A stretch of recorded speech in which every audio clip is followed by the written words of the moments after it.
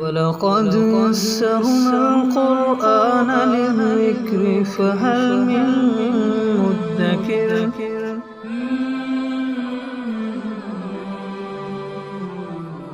سورہ آل عمران آیت نمبر 104 اعوذ باللہ من الشیطان الرجیم بسم اللہ الرحمن الرحیم وَلْتَكُن مِّنكُمْ أُمَّةٌ يَدْعُونَ إِلَى الْخَيْرِ وَيَأْمُرُونَ بِالْمَعْرُوفِ وَيَنْهَوْنَ عَنِ الْمُنكَرِ وَأُولَٰئِكَ هُمُ الْمُفْلِحُونَ وَلَا تَكُونُوا كَالَّذِينَ تَفَرَّقُوا وَاخْتَلَفُوا مِن بَعْدِ مَا جَاءَهُمُ الْبَيِّنَاتُ وَأُولَٰئِكَ لَهُمْ عَذَابٌ عَظِيمٌ۔ اور چاہیے کہ تم میں سے ایک جماعت ہو یدعون الی الخیر، جو خیر کی طرف لوگوں کو بلائے، ویأمرون بالمعروف، معروف یعنی نیکی کے کاموں کا حکم کرے، وینہون عن المنکر اور برائی سے روکے، واولئک هم المفلحون، یہی وہ لوگ ہیں جو کامیاب ہیں۔ سابقہ آیات میں مسلمانوں کی فلاح اور صلاح کے دو ضابطے بیان فرمائے تھے۔ پہلا ضابطہ تھا تقویٰ اور دوسرا تھا اعتصام بحبل اللہ، اللہ کی رسی کو مضبوطی سے تھامنا۔ اب یہ اللہ کی رسی کے تھامنے کا جو حکم تھا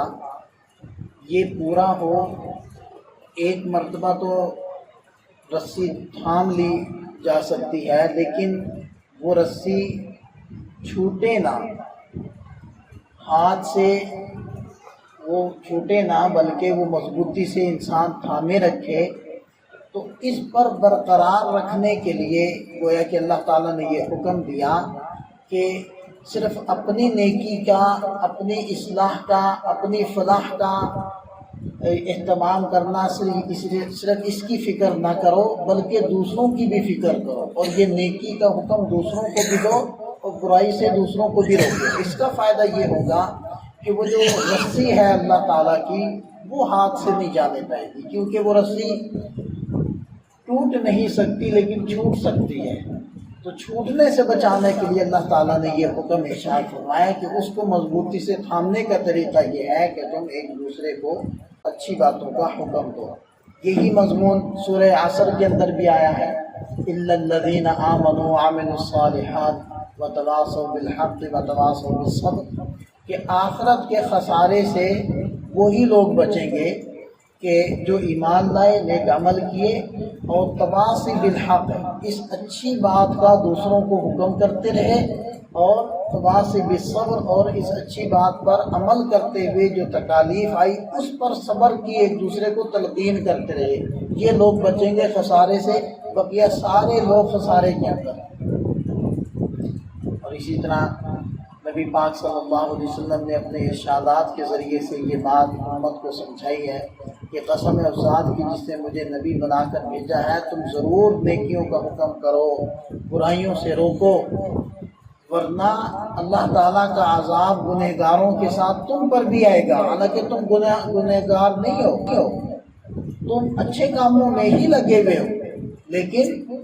کیا خطا ہو رہی ہے کہ اچھے کاموں کی دعوت چھوڑی ہے، تو پھر تم پر ایسا عذاب آئے گا کہ پھر تم لوگ دعائیں بھی کرو گے تو وہ دعائیں قبول نہیں ہوں گی۔ اب یہ کتنی بڑی اس کے اندر وعید ہے۔ اور اسی طرح دوسرے حدیث میں ہے کہ جو تم میں سے برائی کو ہوتے ہوئے دیکھے تو جو ہاتھ کی طاقت رکھتا ہو تو فَلْيُغَيِّرْهُ بِيَدِهِ، اپنے ہاتھ کی طاقت سے اس کو روکے، یعنی جہاں اس کو یہ اختیار حاصل ہو کہ وہ ہاتھ سے روک سکتا ہو تو پھر اس کو نہ ہونے دے، اپنی ہاتھ کی طاقت سے روکے۔ اور وَمَن لَّمْ يَسْتَطِعْ فَبِلِسَانِهِ، جو ہاتھ کی طاقت نہ رکھتا ہو تو پھر زبان سے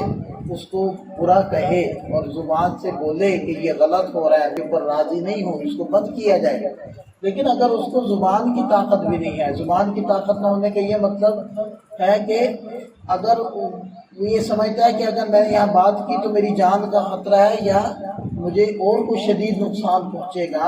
تو اس صورت میں اپنے دل سے اس چیز کو، اس برائی کو برا سمجھے۔ تو نیچے اس کے بعد ارشاد فرمایا کہ وذالک اضعف الایمان، یہ تو ایمان کا سب سے کمزور درجہ ہے۔ اب دل سے برا بھی نہ جانے اور اس برائی کے اندر لگا رہے خود بھی، حالانکہ خود نیک ہے لیکن اس برائی کے اندر بیٹھا ہوا ہے، اس برائی میں لگا ہوا ہے، اس کو برا بھی نہیں سمجھ رہا، تو یہ خطرناک ہے، یہ اس عذاب الہی میں مبتلا ہوگا جو اس سے پہلی حدیث کے اندر جس کی طرف اشارہ کیا گیا۔ تو بہرحال اس امت کا تو طغرہ امتیاز، یہ طغرہ امتیاز اور فرض منصبی اور دوسری امتوں پر اس کی فضیلت کی وجہ وہ یہ دعوت اللہ ہے۔ لہٰذا دوسری جگہ ارشاد فرمایا کنتم خیر امت اخرجت للناس، تم لوگ بہترین امت ہو کیونکہ تمہیں لوگوں کے نفع کے لیے بھیجا گیا، تأمرون بالمعروف وتنہون عن المنکر،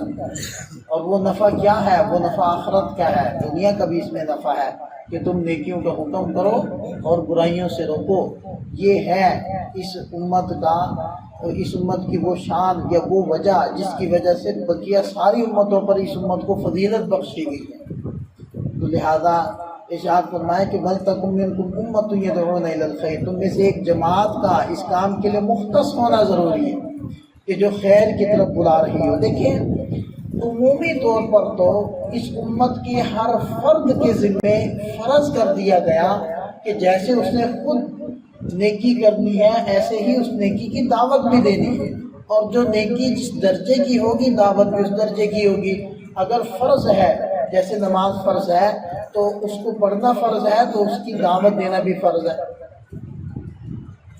اور جو کام مستحب درجے کے ہیں اس کا کرنا مستحب ہے تو اس کی دعوت بھی مستحب ہے، جو کام جس درجے کا ہے اس کی دعوت بھی اس درجے کی۔ اور پھر جس کے ذمے جو ذمہ داریاں بنتی ہیں، یعنی کہ اپنے اپنے ماتحت جس کے نیچے جتنے بھی لوگ ہیں ان سب کی ذمہ داری اس کے اوپر اسی طرح ڈال دی گئی جیسے کہ اپنی ذمہ داری،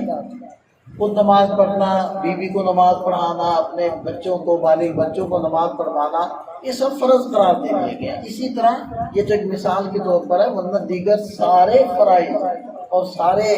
بڑے درجے کے جو اعمال ہیں اس کا یہی حکم ہے۔ تو وَلْتَكُنْ مِنْكُمْ أُمَّةٌ، تو ہر بندہ ہی ذمہ دار ہے، لیکن اس سب کے ساتھ ساتھ ایک جماعت تو ایسی ہونی چاہیے جس کا اوڑھنا بچھونا اور جس کی شب و روز کی فکر ہی یہ ہو